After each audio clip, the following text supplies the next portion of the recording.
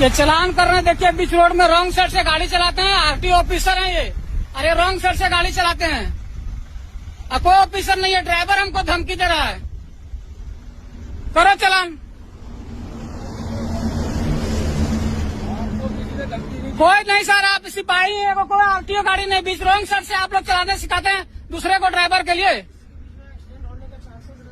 सही बात है, आपका कहना सही है। दूसरे लोग को गाड़ी चलाने सिखाते हैं आप लोग, तो आप लोग खुद उल्टा चलना सिखाए हैं। ठीक है, कीजिए चलान। बिल्कुल, आपकी नंबर प्लेट नहीं है, ध्यान रखना। पिछले आपके पास आरटीओ ऑफिसर नहीं, मेरा नंबर प्लेट तो छोड़ दीजिए। आपके पास आरटीओ ऑफिसर नहीं है। पहले तो चिल्लाओ मत। नहीं चिल्ला रहे हैं, हम वीडियो रिकॉर्डिंग कर रहे हैं सर। हाँ, चिल्लाइए। ये भेजेंगे। सुनो मेरी ताम वाली बात। ये मोहन यादव जी तक भेज देंगे सर। बिल्कुल, हम अपनी नौकरी कर रहे हैं भाई साहब। हाँ कीजिए, आपको कोई दिक्कत नहीं, हम मना नहीं कर रहे हैं। कुछ मांगा नहीं है। हम भी नौकरी कर रहे हैं, हम भी देश का सेवा करते हैं। बिल्कुल भाई साहब, आप बताइए ना। कीजिए, कोई बात नहीं।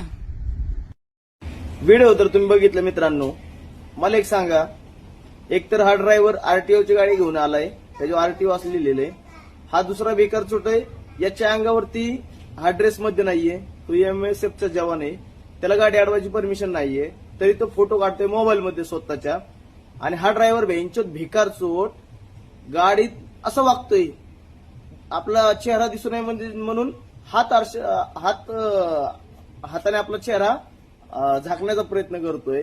एवढाच तू खराचा आहे, सत्याचा आहे, अवलादीचा आहे ना एका बापाच्या, तर चेहरा दाखवायचा ना कॅमेऱ्यामध्ये, का दाखवला नाही तू?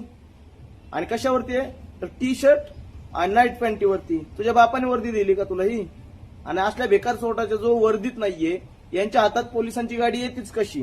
हा प्रश्न आहे माझा या न्याय व्यवस्थेला, की ह्या बेकार चोटाच्या अंगावर एकतर ड्रेस नाहीये, हा टी शर्ट आणि नाईट पॅन्ट येते, हा ड्युटीवर असता तर याच्यावर अंगावरती वर्दी असती.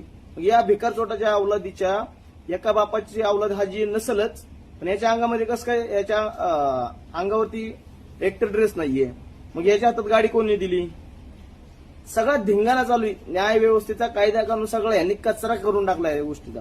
ज्याला जसं वाटतंय तशाच वागतोय तो, तशाच बापाचा कायदा असल्यासारखा वागतोय. ह्या भिकार चोटांना दिसन तिथं ठोका.